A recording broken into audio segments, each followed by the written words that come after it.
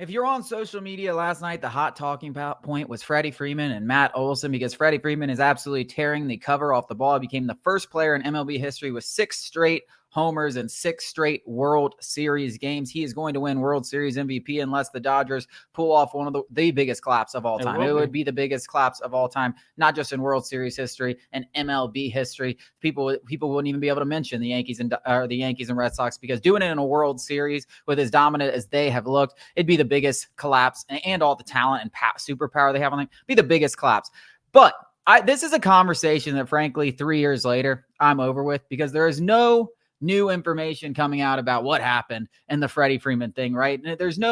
Nothing has really changed. Like, I think we all expected at some point, with that super team in Los Angeles and Freddie Freeman being a part of it, he was going to have a moment like this, right? Mm-hmm. Like, it was almost inevitable, right? Mm-hmm. Like, that this would eventually happen. And it hasn't happened for Matt Olson, but I think Chipper Jones said it best. And he mentioned how it's in the players', decisions. They play where they want to play. Well, Freddie Freeman didn't sign the contract before the Braves traded for Matt Olson. So I would love to have a conversation with him about that particular thing. But the second thing he said is the most true of all. And the fact is, the Braves have a really good first baseman in Matt Olson that's done a lot of good things. And these kind of things from year to year can flip. The script can flip. Like, it's Matt a pendulum. Matt Olson could go out there and have 7 home runs in next year's postseason. We could win the World Series, and all of a sudden, he's done just as much as Freddie Freeman has done with the Dodgers. So the story, while heavily favoring Freddie Freeman right now, could easily flip in Matt Olson, who's the younger player, who's done a lot of good things. He's been the second best first baseman in baseball,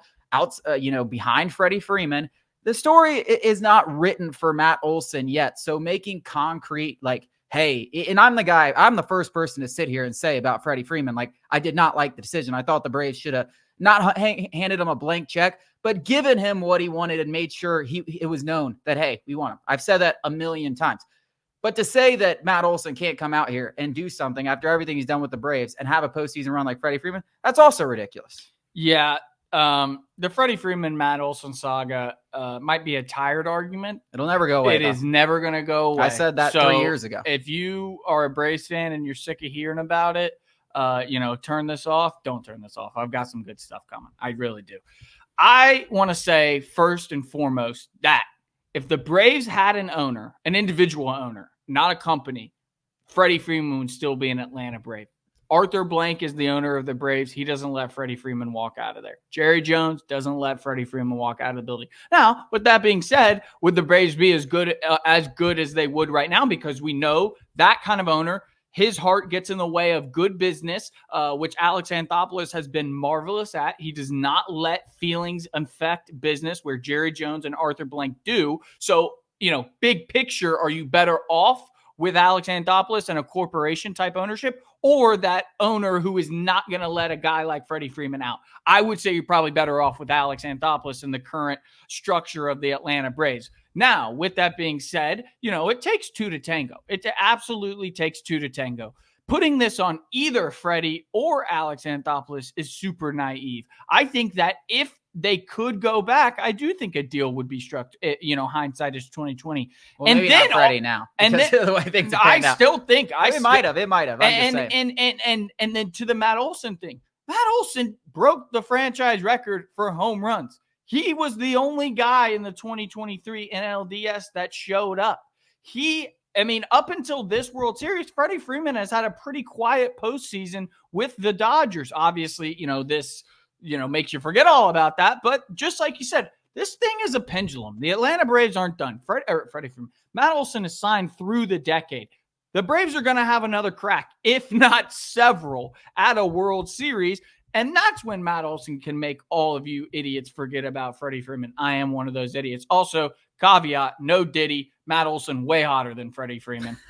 That is true. And real teeth. You're not going to have any arguments from me. And he's a hometown kid. And listen, it has been fun as a Braves fan watching Freddie Freeman. All of the things I just said can be true at one time. Let's compartmentalize Freddie Freeman being happy for Freddie. We have a great first baseman in Matt Olson. And a lot can change over the course of their contracts. And what happened during that free agency was a mess. It was a mess. The from all lockout, angles. everything. I mean, it was, bad agency. He fired his agency right after there. You had two guys that were headstrong. Maybe Freddie wasn't used to the waters of free agency and didn't necessarily know how they went. Even if he got advice, that still doesn't mean he took it in the proper way. Alex Anthopoulos maybe could have been a little more willing to negotiate with the face of a franchise. Like, there were a million different things that could have happened. 100%. But at the end of the day, Freddie Freeman is playing on the Dodgers and Matt Olson is on the Atlanta Braves.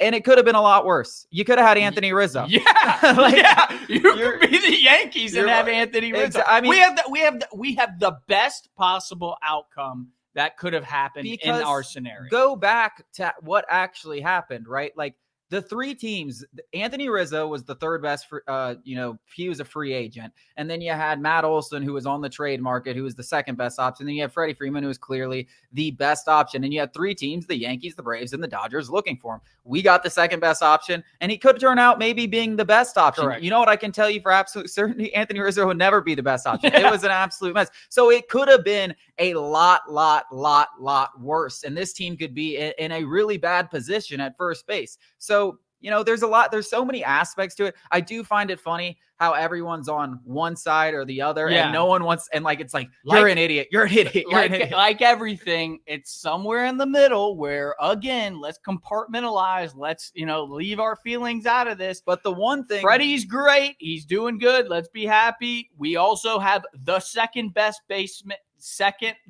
first baseman in baseball. And this could change over the course of the next 3 years. Yeah, but the one thing that will annoy me, and I'm going to get at least 10 comments on this video wherever I post it, is going to be the people, why are you still talking about this? Well, what do you mean, why are we still talking about it? Have you been on social media? There are literally 5,000 tweets from Braves fans talking about this. Every single person, every national media is like, why did the Braves leave him? You have Atlanta beat writers being like, why did the Braves? It is literally the biggest story right now in baseball. Like, this is a conversation that you have to have. It's the same with Kirk Cousins and Michael Penix. What do you mean, why are we talking about it? These are huge people talk about surrounding the organization. People still talk about, in Cowboy land, still talk about the Herschel Walker trade from with the Vikings. Like, the reason why the Cowboys won, that propelled them, a big factor, was the Herschel Walker trade. This is the same dynamic. These are franchise. This is one of the biggest news stories in both of these teams' histories. I don't know how you're getting tired of it. These are I can talk about it forever. These are franchise-altering decisions that alter the course of the next decade landscape of the MLB. Like, what do you mean? Of course. And by the way, they're in the World Series. Yeah, this isn't trading Kyle Wright, for a bag of baseballs. This is Freddie Freeman's on a Hall of Fame trajectory, and Matt Olson keeps going this way. He will certainly make a case for going. It's just absolutely asinine that you're tired of this argument. I'm not. I love it. I can't keep going. Well, yeah. And guess what, guys? If you're tired about it, it is coming. It's going to keep coming. It's never going to stop coming. No Diddy, as we said. Yeah. No Diddy. It is absolutely going to come because it really is 3 years later discussing it and looking at it from what happened. What's going to happen also is, like, no matter what happens this year, whether the Dodgers win or lose, they're going to be talking about Freddie this, Freddie that. And then, just like a pendulum, it's going to come back because the Braves last year, that's not who this team is. We're going to be right back among the best teams in baseball, World Series favorites, and Matt Olson's going to have his time in October. Maybe he delivers, maybe he doesn't. It will once again be drummed up at that point. Yeah. And listen, I got a feeling Matt Olson has a couple of shots left, a couple of shots up his sleeve. And he's the only guy in the 2023 NLDS that showed up. And 2 home runs. In big postseason baseball, I have a feeling he's going to have some big moments. It's not like he's not clutch. The team hasn't really been around him very good. Eventually, his moment will come. Freddie's having his. Congrats to him.